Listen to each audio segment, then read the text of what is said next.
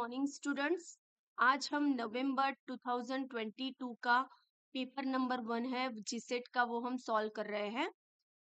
Paper 1 में आप सबको पता है कि 50 क्वेश्चन आते हैं और वो सारे 50 क्वेश्चन हम आज सॉल्व करेंगे। और पेपर 1 में 50 क्वेश्चन में कॉम्प्रीहेंशन आता है, तो वो कॉम्प्रीहेंशन भी हम पढ़ेंगे और सॉल्व करेंगे। तो देखते हैं सबसे पहले first question. The first question हमारा जो है वो कॉम्प्रीहेंशन दिया है 1 to 5 क्वेश्चन। सबसे पहले हमें क्या करना है, उस कॉम्प्रीहेंशन को पढ़ लेना है और उसके बाद जो नीचे दिए गए आंसर है उस आंसर को सॉल्व करना है। तो पहले स्टूडेंट क्या करना है, आप एक बार क्वेश्चन देख लो और क्वेश्चन आपके माइंड में रखो कि क्वेश्चन है silence is an essential component of, ये फर्स्ट क्वेश्चन है। Second question, according to author, the pregnant phrase, उसके बाद है for the listener silence seems to be essential of what provide an opportunity to make eyes contact with the audience। तो ये question है, आपके mind में question रखने हैं और हम ये जो पूरा पैराग्राफ है उस पैराग्राफ को सॉल्व करते हैं। तो साइलेंस, सबसे पहला क्वेश्चन था साइलेंस जो है component, important component, essential component. तो silence would seem to be essence of non communication. Silence essential communication किसके लिए है, एक बार हम ये पैराग्राफ पूरा पढ़ लेते हैं।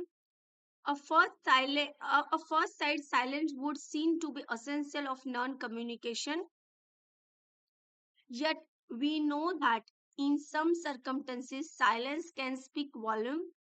It is also potent tool in the communication toolbox for the speaker, and as it added emphasis on point, allowing times for its full significance to skin in headers skillfully build up anticipation for what is to come.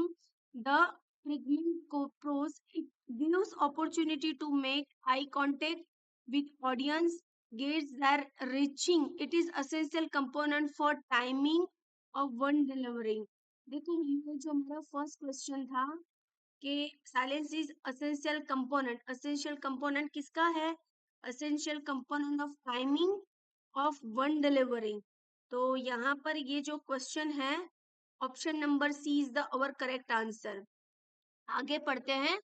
For listener silence can buy time either to digest what has been said to or to consider a response or both. Silence will often and speaker into saying more than he or she may have intent। तो सबसे पहला हमारा जो question था हमें उसका answer मिल गया। Second जो आंसर है according to author the pregnant pause, अब उसके लिए आंसर क्या है, the breakup communication help communication build up anticipation and lead of confusion. तो हम जो हमारा पैराग्राफ है उसमें से देखते हैं। तो यहाँ पर हमें दिया है ये रहा hadal, silent skillfully it build up anticipation for what is the to come of। तो यहाँ पर जो आंसर हमारा जो बन रहा है, answer option number build up anticipation, option number C is the correct answer for the list. Question number 3, for the listener silence can, अब लिसनर के लिए साइलेंस क्या है, तो वो बाय टाइम है जो आ गया हमने पढ़ा। लिसनर के लिए साइलेंस क्या है, बाय टाइम। तो अब नेक्स्ट क्वेश्चन हम देखते हैं, question number 4, silence since to the essential of, silence किसके लिए है एसेंशियल, जो हमने फर्स्ट पैराग्राफ में ही देखा, फर्स्ट लाइन था would seem to essential of non communication is the our answer। तो हमारा जो आंसर बन रहा है यहाँ पर non communication, so option number C is the correct answer. Last question देखते हैं, What provide an opportunity to make eye contact with the audience? Audience के लिए आई कांटेक्ट के लिए क्या अपॉर्चुनिटी प्रोवाइड होगी? वो भी हमने पढ़ा था, साइलेंस प्रोवाइड होगा। तो यहाँ हम देख लेते हैं कि उनके लिए अपॉर्चुनिटी जो बन रही है वो साइलेंस ही अपॉर्चुनिटी बनेगी। तो सरकमटेंसेस साइलेंस वॉल्यूम के लिए वो बनेगा। तो option number C is the our correct answer. तो स्टूडेंट आपको इस तरीके से जो ये पैराग्राफ है कॉम्प्रिहेंशन सॉल्व करना है। सबसे पहले आपको एक बार क्वेश्चन देख लेना है, उसके बाद जो पैराग्राफ है उसको पढ़ना है और आपके माइंड में क्वेश्चन रखने हैं और पैराग्राफ को पढ़ते जाना है। इस तरीके से बहुत इजीली आप कम समय में पैराग्राफ को सॉल्व कर पाओगे। उसके लिए आपको प्रैक्टिस करनी पड़ेगी। Next question, which of the following are considered as both input and output device? अब इनपुट और आउटपुट डिवाइस में कौन सा होगा? तो सबसे पहले touch screen it is also included. उसके बाद जो है यूएसबी मॉनिटर वो भी आएगा, सीडी ड्राइव भी आएगा, स्क्रीन प्रोजेक्टर वो नहीं आएगा। तो option number B is the correct answer. Next question, which of the following statement are true? कौन सा स्टेटमेंट ट्रू है? तो cache memory is used to enhance the performance of the computer system. Primary memory is also known as a main memory. Hard disk is an example of secondary memory. Static random access memory is not a cache memory. तो सबसे पहला हमें यहाँ पर option दिए हैं, option A and B are true while C and D are false.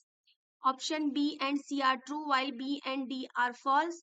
Option B, C, D are true while A is false. Option A, B, C are true while D is false. तो student यहाँ पर option number ए जो है वो भी सही है। Cache memory जो है वो कंप्यूटर की परफॉर्मेंस एनहांस करती है। प्राइमरी मेमोरी जो है उसे मेन मेमोरी भी कहते हैं। हार्ड डिस्क जो है उसे सेकेंडरी मेमोरी भी कहते हैं। लेकिन ये स्टैटिक रैंडम एक्सेस मेमोरी है उसे कैश मेमोरी नहीं कहते। तो ये गलत है। Option number D is the correct answer. Next question, question number 8, which of the following are characteristic of CCBY-SA? Option number A, allowed to copy and publish. B, arbitration required. Option number C, cannot be used commercially. Option number D, cannot be modified and adopted. Option number E, cannot change listen. तो यहाँ पर student जो है which of the following are characteristic of CCBY-SA, तो ये जो है तो यहाँ पर ए जो है वो सही है, B also right, C is wrong, D is wrong, E is the right. तो option number A is the correct answer. Next question, in relationship to NMEICT mission document, which of the following is not true for application of ICT in education? तो relation to NMEICT mission document जो है वो ICT के साथ कौन सा opportunity विकल्प जो है वो सही रहेगा? तो यहाँ पर जो है higher power compensation connectivity and compounding device, तो option number B is the correct answer. Next question है, which of the following has been converted on one stop education portal? अब वन स्टॉप एजुकेशन पोर्टल में कौन सा आएगा? तो यहाँ पर जो है साक्षात, साक्षात is a one stop education portal. तो स्टूडेंट याद कर लेना, ये समर्थ, दीक्षा, ये सारे एजुकेशनल पोर्टल है। तो इसका क्या यूज है एक बार वो भी आप प्रिपेयर कर लेना। तो वन स्टॉप एजुकेशन पोर्टल है वो साक्षात is a one stop education portal. उसके बाद है question number 11, look the series 40, 38, 34, 32 and 28। आपको नंबर जो नेक्स्ट कौन सा आएगा वो आपको बताना है। तो यहाँ पर आप देखते जाओ। तो सबसे पहले इन दोनों के बीच का डिफरेंस है 2 का डिफरेंस है, इन दोनों के बीच का डिफरेंस है, वो भी 2 का डिफरेंस है। तो अब जो है इन दोनों के बीच का डिफरेंस जो आएगा वो भी 2 का आएगा। तो यहाँ पर जो है 28 से 2 कम करेगा तो 26, तो 26 the correct answer, option number D is the correct answer. बहुत ही इजी दिया था। उसके बाद है question number 12, find the next term given series. आपको सीरीज फाइंड करनी है ABD DGK HMS MTB SLB। सबसे पहले आपको स्टूडेंट क्या करना है, पूरी ABCD लिख देनी है रफ में। फिर आपको जो जो भी डिस्टेंस दिया है वो डिस्टेंस को आपको फॉलो करते जाना है, और उस डिस्टेंस के अकॉर्डिंगली लास्ट में जैसे A है तो ए के बाद डी, डी के बाद एच, एच के बाद एम, एम के बाद एस, कितने डिस्टेंस में आ रहा है वो नंबर यहाँ पर आएगा। तो वैसे आपको हर एक देखते जाना है और फाइंड कर देना है। तो यहाँ जो आंसर हमारा जेड के डब्ल्यू है वो हमारा आंसर है।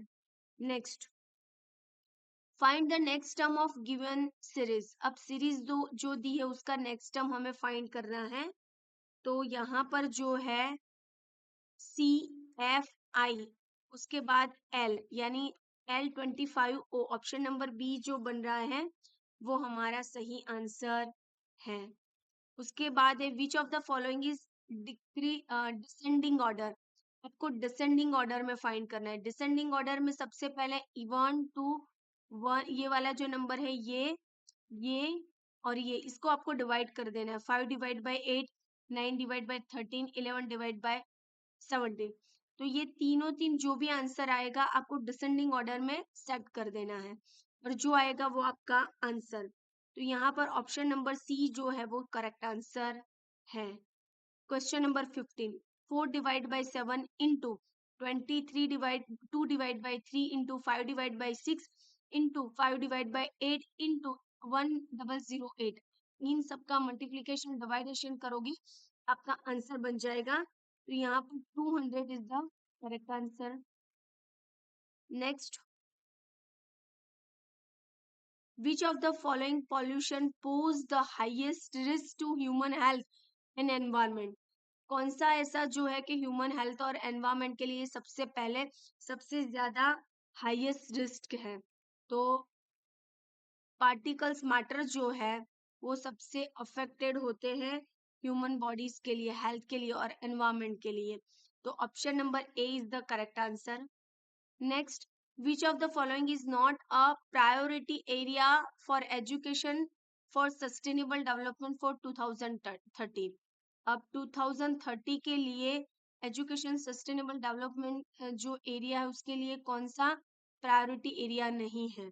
तो यहाँ जो है advancing policy is also priority area, transforming learning is also included, लेकिन building capacity of administrator ये नहीं है। तो यहाँ पर option number D is the wrong answer. ये इसके अंदर सही आंसर होगा कि ये इसके अंदर प्रायोरिटी एरिया में नहीं आ रहा। नेक्स्ट क्वेश्चन एनवायरमेंट के रिलेटेड है। सबसे पहले चिपको मूवमेंट। अब चिपको मूवमेंट किसने किया था? तो यहाँ पर जो है सुंदरलाल बहुगुणा, तो उन्होंने उनकी जो एक्टिविटी थी चिपको आंदोलन। तो option number D is the correct answer. यहाँ पर हम देखते हैं ऑप्शन नंबर डी जो दिया है वो सी में दिया है, तो ये जो है हमारा सही आंसर है। नर्मदा बचाओ मूवमेंट मेगा पाटकर का है, नर्मदा बचाओ मूवमेंट। तो option number B. Green revolution M.S. Swaminathan, हमें सबको पता है। उसके बाद है विश्नोई मूवमेंट। तो बिश्नोई मूवमेंट जो था वो था अमृता देवी का। तो option number C is the correct answer. Student याद कर लेना इसे। Next, question number 19, the future we want is an outcome document of. Future we want ये जो है डॉक्यूमेंट किसका किस लिए है? तो ये डॉक्यूमेंट आउटकम किसका आउटकम है? तो यहाँ पर जो है United nation conference on sustainable development, हमें सबको पता है कि यूनाइटेड नेशन ने 17 सस्टेनेबल डेवलपमेंट गोल दिए हैं और हमारा फ्यूचर कैसा होना चाहिए उसके बारे में उन्होंने बहुत सारे ये जो गोल दिए हैं। तो फ्यूचर वी वांट जो डॉक्यूमेंट है वो United nation conference on sustainable development goal का आउटकम है। Next next question number 20, the Nagoya Protocol on Access to Green Revolution, the fair and equitable sharing on benefit is। तो ये किसके लिए benefit है? तो international agreement which aims at sharing the benefit arising from the utilization of genetic resources in the fair and equilibrium way। Option number C is the correct answer. Next, study the chart, the answer, the question, the pie chart given here represent the domestic expenditure of family in a person. If the total monthly income of family rupees 55,660 after PF deduction and the payment of the house rent, the total monthly income of the family remain। अब family की बाकी की income कितनी बचेगी? तो हमें ये percentage का हेल्प लेनी है। तो यहाँ पर ये जो क्वेश्चन नंबर है 21, तो यहाँ पर हमारा जो आंसर बन रहा है वो स्टूडेंट नेट के एग्जामिनेशन सॉरी जीसेट के एग्जामिनेशन में कंसिडर नहीं किया था, तो ये जेड है। तो ये आंसर जो दिया है उसमें एक भी सही नहीं है। Next, choose the graph that best fit with this statement. Horse price rise in a January and February, fall silently in a March and then now holding steady। अब आपको एक सिचुएशन बताई है कि यहाँ पर जो है हाउसेस जो है उसकी प्राइस क्या हो रही है, पहले राइज हो रही है, उसके बाद फॉल्स हो रही है, उसके बाद स्टेडली रह रही। तो ये जो सिचुएशन बताती एक ही, option number D is the correct answer. Next, question number 23, a researcher used systematic random sampling from the company directory that has 500 employees. Listen in alphabetic order. If the desired sample size is 20 and first name to be selected is number of 9, which of the following will be selected? तो यहाँ पर 89 you also selected, option number A is the correct answer। Next question,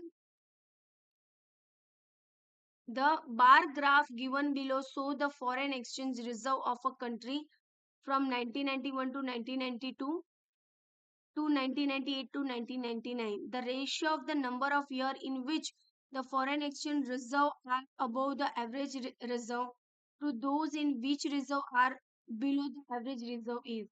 तो यहाँ पर जो है option number C 3 is the correct answer। Next, what is the major purpose of data interpretation? अब data interpretation में सबसे ज्यादा कौन सा प्रॉब्लम होगा? Getting meaning from the data and arriving as a conclusion. Definitely यही प्रॉब्लम है। आपको जो डेटा मिल रहा है उसका मीनिंग और डेटा को कंक्लूजन तक ले जाना, उसका सही मीनिंग लेना और कंक्लूजन तक ले जाना, ये मेन उसका पर्पस है। तो option number A is the correct answer. उसके बाद है question number 26, the main objective of formatting evolution. Formatting evolution का मेन ऑब्जेक्टिव क्या है? Option number A to find out the difficulty in learning, to enhance student learning. Option number C to promote student to the next class. Option number D to develop cooperation among the student. तो option number B student enhance learning is the right answer. Next question, which of the following opposites is not benefiting to online teaching concept? अब ये कौन सा जो है online teaching concept में लिए benefit नहीं है? तो यहाँ पर है शोध गंगा, तो ऑनलाइन टीचिंग कंसेप्ट के लिए नहीं है। तो option number C is the correct answer.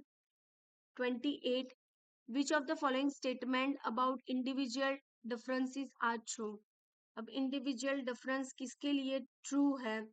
तो सबसे पहले every child is a unique and difficulty from each other, definitely ये सही है. The same level of intelligence, the achievement level of student may be difficult, it is again right. Heredity and environment both are the reason of individual differentiation, it is also right. Individual difference are related to psychology only, ये भी गलत है. और individual difference are there but it does not make any difficulty, ये भी wrong है. तो यहाँ पर जो है option number A is the correct answer, 1, 2 and 3. Next question, question number 29. One of your student remain quiet in a classroom discussion while he or she is a very talkative and playful outside the class. What would you do?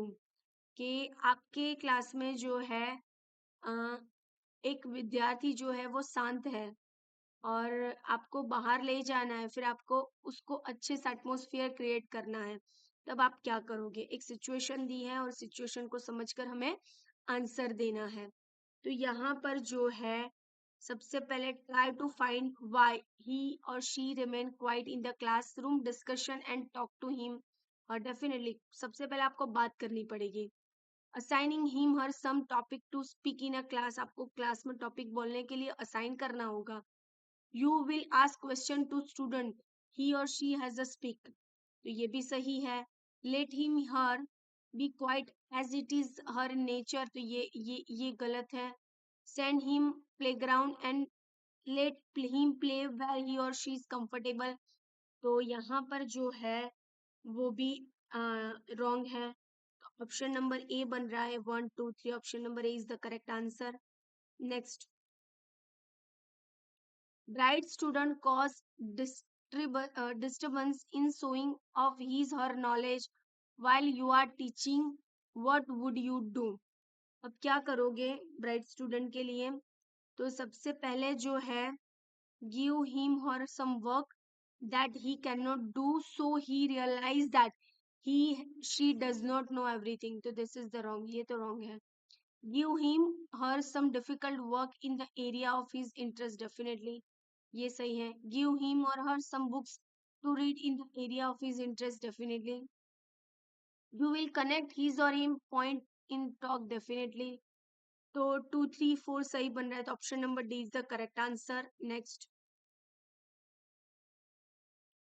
Question number 31. Question number 31. Eco deep energy, deep ecology has focused upon.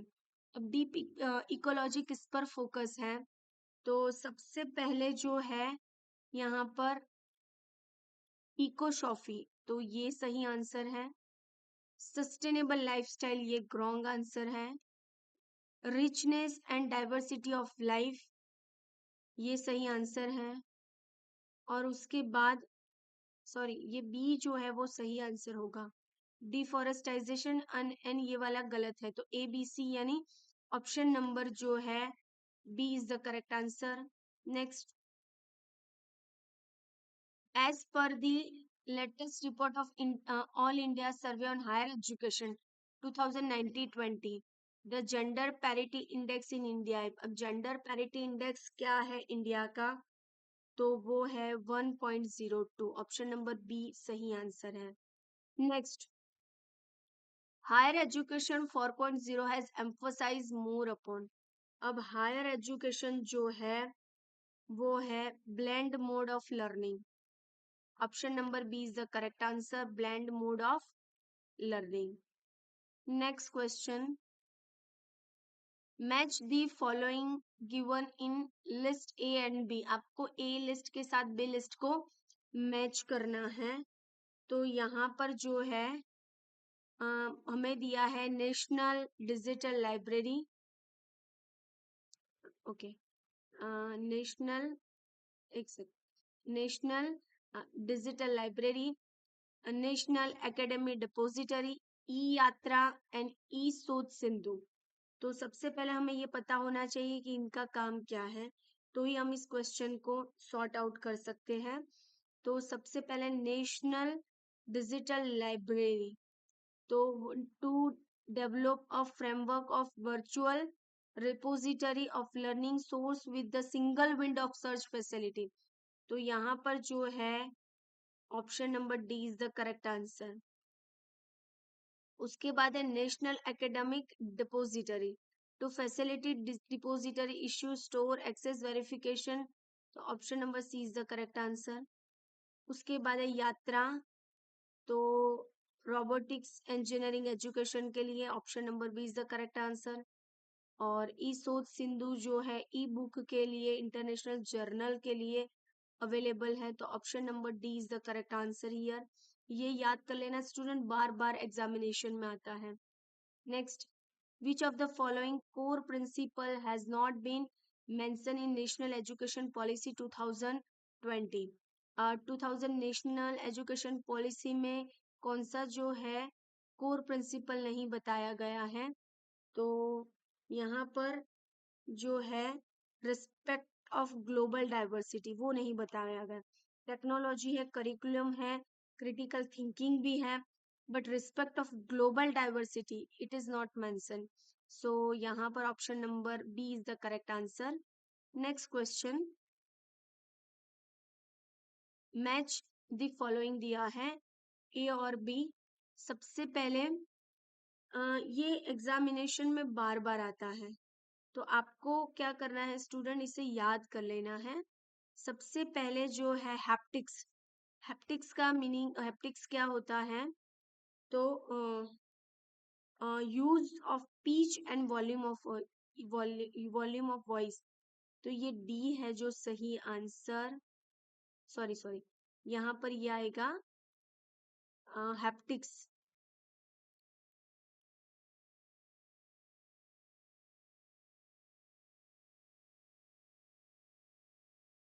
तो सबसे पहले haptics जो है communication through touch, option number C जो है वो correct answer है।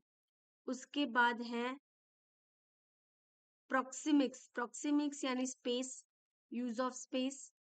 तो यानी ऑप्शन नंबर ए के लिए सी और ऑप्शन नंबर बी के लिए बी, जो ऑप्शन नंबर डी है वो सही आंसर बनेगा। उसके बाद है पैरालैंग्वेज, पैरालैंग्वेज जो है use of pitch and volume. और उसके बाद किनेसिक्स जो है यूज ऑफ बॉडी मूवमेंट। तो स्टूडेंट याद कर लेना इसे। नेक्स्ट है question number 37, which of the following are the example of communicative tools? Communicative tools का एग्जाम्पल क्या है? Teleconferencing, voice mail, chat और मल्टीमीडिया एनरिक्लोप्लिप्स मीडिया। तो उसके बाद है 37 जो है यहाँ पर, ये जो है वो 37 के टेलीकॉन्फ्रेंसिंग, वॉइस मेल और चैट सही है, तो option number B is the correct answer. A B and C, A B and C is the correct answer. Next 38, which is not a characteristic of effective communication? Effective communication का characteristic कौन सा नहीं है? तो यहाँ पर जो है cultural heterogeneity is not a characteristic of effective communication. Option number B is the correct answer. उसके बाद है 39, विच of the following is not a component of communication system? तो ये सेंडर भी है, मैसेज भी है, फीडबैक भी है, रेनफोर्समेंट नहीं है, तो option number D is the correct answer. Next, what are the causes of symmetric barriers in communication? अब कौन सा बैरियर रहेगा कम्युनिकेशन के अंदर? तो सबसे पहले जो है पुअर एक्सपांस मैसेज, ये आएगा। Use of technological language, unnatural assumption, lack of attention, ये नहीं आएगा। तो 1 2 3 option number B is the correct answer. Next, give below are two statement on is label a certain and then label as a reason R, एक assertion है और उसका reason देना है। सबसे पहले government of India has establish higher education bodies to ensure the quality of education. Definitely ये सही है कि गवर्नमेंट इंडिया ने जो बनाया है हायर एजुकेशन के लिए, एजुकेशनल एंश्योर की है, वो हायर एजुकेशनल बॉडी एस्टैब्लिश की है। अब उसका रीजन क्या है? There are some educational institute in India which do not provide quality education.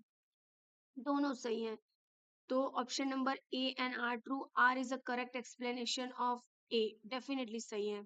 Are जो है वो ए का करेक्ट एक्सप्लेनेशन है। Next, which of the following statement are true in context of व्यापित? व्यापित के कंटेक्स में कौन सा सही है? तो यहाँ पर जो है, it is the relation between middle and major term in the logical ground of interphrase. It is the right. It means state of pervasiveness, definitely right. Vyapti serve as a basic of Naya syllogism, so it is right. Option number D जो है वो correct answer है. Next, 43. तो find the next term is given series. एक series दी है और उसके बाद वाला नेक्स्ट टर्म हमारा कौन सा रहेगा? तो स्टूडेंट ये भी आपको सबसे पहले यहाँ से देखो, ये फर्स्ट एक वर्ड दिया है, उसमें से ए निकाल दिया और एन निकाल दिया, ए कट हो गया, एन कट हो गया, तो ये जो बचा वो। उसके बाद जो है आगे के दो निकाल दिए और पीछे वाला ले गए, आगे के दो निकाल दिए, तो ये बचा। अब आगे का आर निकाल दिया, आगे का आर निकाल दिया, IBUTI। तो यहाँ पर जो है, यहाँ पर जो है, अब आगे ले जाओगे तो आप आई बी कट कर दोगे तो बचेगा UTI। तो option number B is the correct answer. Next, ये एक रिलेशन दिया है कि आपको रिलेशनशिप फाइंड करना है। In certain relationship S multiply T means S is the brother of T. S minus T means S is a mother of T. S plus T means S is a father of T. Answer the following question based on data given. Pattern M plus N plus O. How is M is relation to O? अब M का N के प्रति क्या relation रहेगा? तो वो grandfather होगा। तो option number D is the correct answer. Next, question number 45. Which of the following diagram indicate the best relationship between travels, train and bus? Travelers, train और बस। अब आपको बेस्ट रिलेशनशिप बताना है ट्रैवलर्स और ट्रेन के लिए बीच। अब सबसे पहले ट्रैवलर्स एक पर्सन है, उसके पास दो ऑप्शन है, उसे ट्रैवल करना है तो वो बस से भी जा सकता है और ट्रेन से भी जा सकता है। तो ट्रैवलर हैव टू ऑप्शन, बस एंड ट्रेन। तो इस तरीके का ऑप्शन जो बन रहा है यहाँ पर, option number C is the correct answer. Next, how an achievement test is different from entrance test? Achievement test से एंट्रेंस टेस्ट कैसे डिफरेंस होती है? तो यहाँ पर जो है, achievement test need higher content validity where the entrance test need to higher predictive validity. तो option number D is the correct answer. Next MCQ, question number 47. Sequential use of the three level of coding, open coding, selective coding and theoretical coding is done in. तो यहाँ पर जो है grounded theory research कहते हैं इसे। तो option number C is the correct answer. Next, in the reaction scale, the scale value are from 0 to 5. Which of the following scale of measure in applicable for the data collected by the scale? तो आप ये जो scale में data मिलेगा वो किस तरीके का होगा? तो उसे इंटरवल स्केल कहेगा। Option number C is the correct answer. Next, which of the following is a normal group? अब नॉर्मल ग्रुप इसमें कौन सा है? तो न्यू जो है is a zero and it is a mesokurtic, तो ऑप्शन नंबर डी सही आंसर है।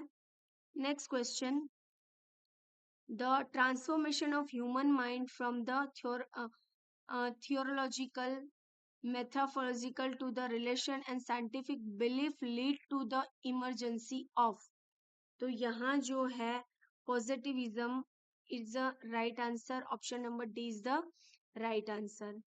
तो स्टूडेंट आज का जो ये पेपर है नवंबर 2022 का पेपर 1 हमने सॉल्व किया है। अब कल हम जो है फिर से एक पेपर लेकर आएंगे। तब तक के लिए थैंक यू।